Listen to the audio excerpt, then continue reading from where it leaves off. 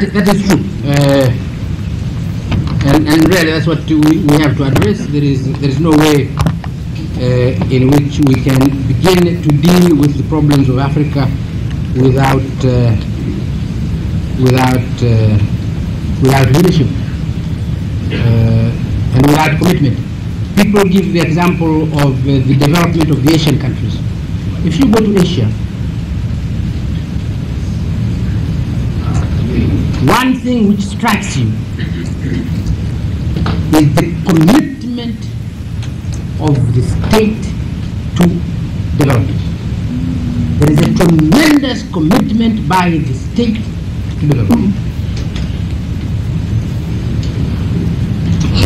They are not uncorrupt.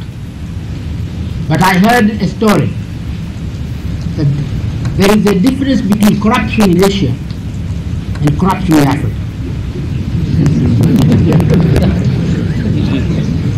In Asia, if there is a contract to build a road, that contract might be awarded to the son of the president. In Africa, it might also be awarded to the son of the president. The difference. In Asia, the road will be built.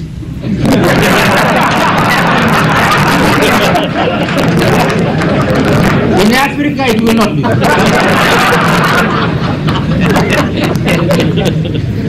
So, it's true. Commitment is important, and you have to have a commitment to development. You see it in Japan. It is that commitment of the government of Japan to development. Even now, they're a developed country, but there is a tremendous commitment by the state.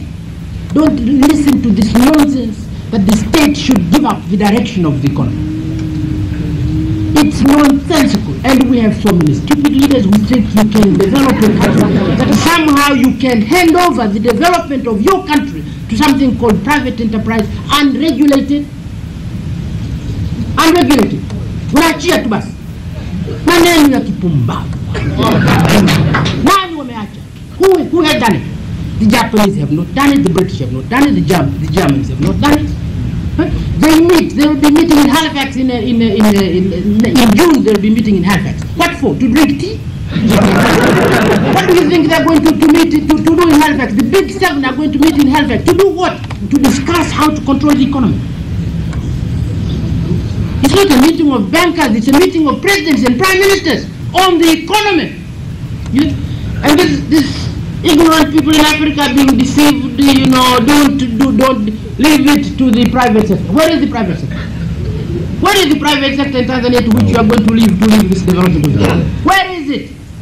It needs nothing. It needs nothing before you can have it. Is it? So you nurse it. This is what the Asian countries have done. And they go on nursing it. So the Japanese did it. Korea. Tough. It's only now they are beginning to open up their market. How do you open up your market to big competitors when you have no power to compete with big competitors? This is ridiculous. I mean, it's like, madam, I'm sorry. In the world of boxing, yeah? In the world of boxing, there are heavyweights, middleweights, flyweights, heavyweights, and although the rules are the same, you put them separately, in separate rings. The heavyweights in their own ring, you see? The middleweights in their own ring. You don't put in the same ring a heavyweight and a featherweight. Never. How do you do that? That is murder. It can't be called freedom. But that's what the big seven are telling us to do. That Germany and Burkina Faso should get in the same ring. And that is called globalization, freedom, liberalization. This is nonsense. This is absolute nonsense. You protect the weak until they become strong before they can compete. Always. This is the rule. This is the rule everywhere. But our leaders, even if we tell them that, They dare not argue. They can't argue. Wanaogopa. So you can't say no. So one, as you say, one is the weakness. Our own weaknesses in the internal weaknesses, and really until we remove those internal weaknesses, we can't begin. But the internal weaknesses are not the only problem.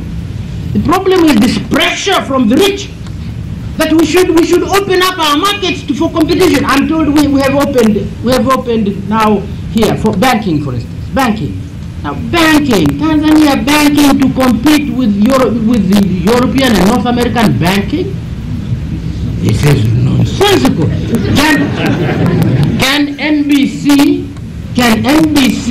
Is NBC free to open a branch in New York? Can NBC really open a branch in New York? So when you are saying, let's be treated equal, are you really saying that this equality will give NBC an opportunity to open a branch in New York? This is rubbish. Absolute rubbish. So these big banks, they come to Tanzania. I'm told they're beginning to come. And then they find NBC. They're complaining. The NBC is too big. We can't compete for it. NBC big for what? Northern Bank. Kabanki gani ka NBC? Nasikia wananung'unika. Wanasema hii bank sasa lazima mtupe ruksa tununue matawi yake. Na inawezekana watu wetu wakubali.